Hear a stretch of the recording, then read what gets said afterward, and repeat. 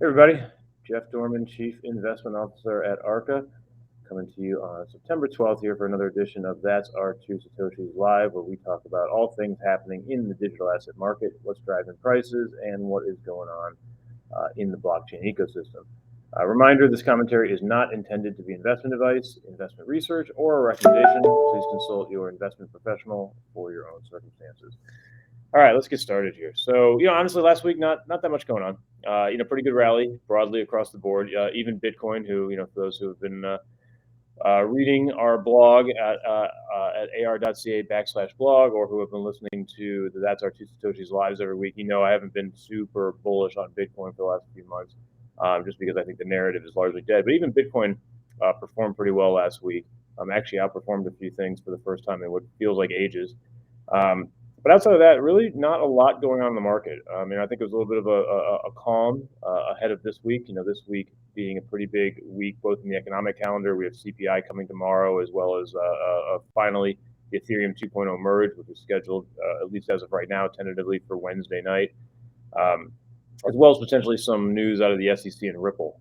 You could have, as early as I think September 19th, you could have some pretty important movements in that court case. So a lot going on ahead of us.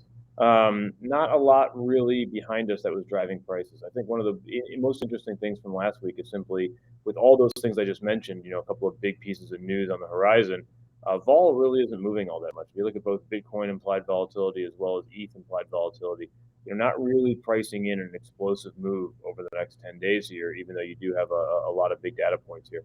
So we'll wait and see what the news looks like and see if things get a little more interesting. What I will say though is I think everybody should check out what Matt Levine from Bloomberg wrote last week about Gary Gensler and the SEC, and really just the mixed messages that's coming. Last week Gary Gensler spoke again with a very similar tone. I'm paraphrasing here, but basically saying he thinks all tokens are securities. The SEC should be the agency that regulates digital assets, and that the digital asset market needs a cop on the beat, meaning the SEC, to regulate it. Historically, that would be a really kind of negative bunch of sound bites for the market.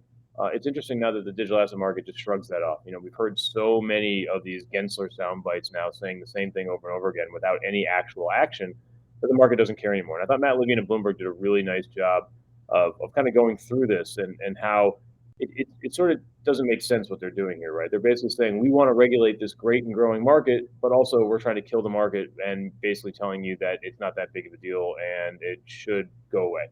So a lot of mixed message from the SEC. Again, I couldn't even do it justice writing it myself. I did link to Matt Levine's blog in our blog on ar.ca/blog. Go look at the recent write up, read what Matt Levine wrote. Let us know if you have any thoughts on the SEC here. But I do want to focus more on what I wrote a week ago. Because of the U.S. holiday, we didn't do it. That's our two Satoshis live.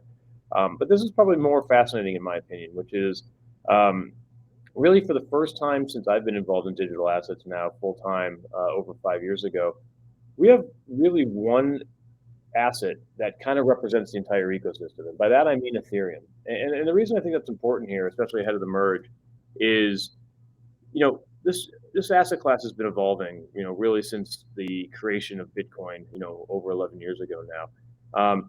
A lot of investors don't have the same ideological or philosophical views that some of the loudest people on Twitter have, right? A lot of these investors really don't care why something does better than something else.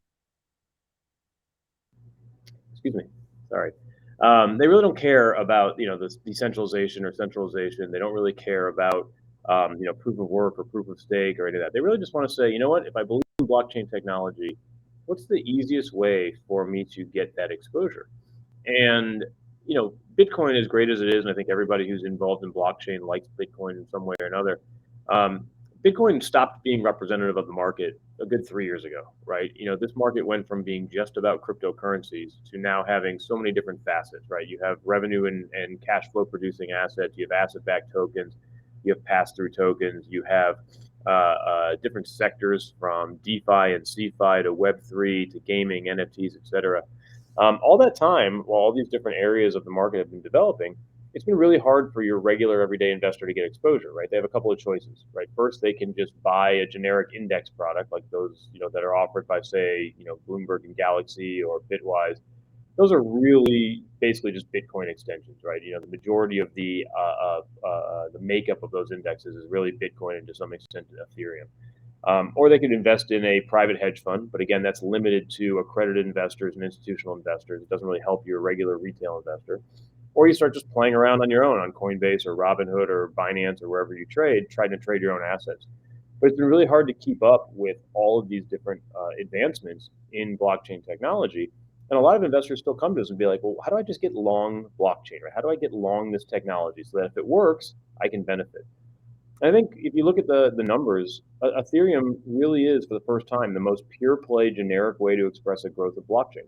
Um, whereas Bitcoin is really just a macro trade. And you can dive in and really look at that, right? ETH now has a $200 billion market cap. That's 5x greater than any of the largest competitors in the layer one protocol space, with Binance Smart Chain being second. That's a big lead, right? Ethereum supports about a 60% market share in terms of all DeFi TVL, right? Meaning deposits into DeFi protocols. Ethereum has 60% of that. That's a big deal as well, right? DeFi being clearly one of the leaders in terms of a sector or a theme that has been powered by blockchain. You can go further. Stablecoins, of the roughly 150 billion of US dollar stablecoins outstanding, 80% of those are issued on the Ethereum mainnet. Gaming, if you include some of the layer twos like Polygon and Immutable X that are built on Ethereum, Ethereum is combined about 50% of the market share in gaming.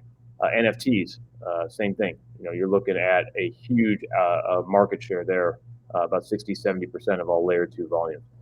Developer activity. You go down the list, and all of these different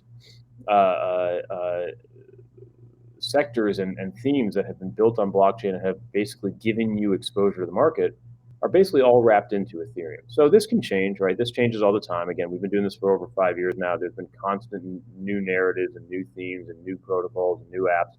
But for right now, if you are just a regular run-the-mill investor and you're saying, how do I get exposure to this growing ecosystem?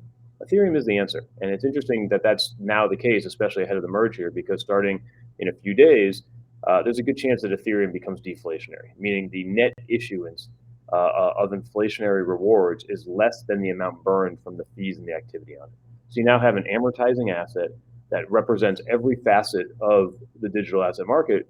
It's pretty hard to believe that you won't see a pretty big influx of new capital coming into Ethereum relative to historical, which mostly came into Bitcoin. So I'll leave it there for you guys. Again, check out the blog at ar.ca/blog. We'll have a lot more to talk about next week after we get through this big economic calendar and we get through the ETH 2.0 merge. But check out the last 2 weeks of our blogs. Let us know in the comments if you think we're crazy or if you think there's anything new to add. And we'll be back again next week with quite a bit of information on the digital asset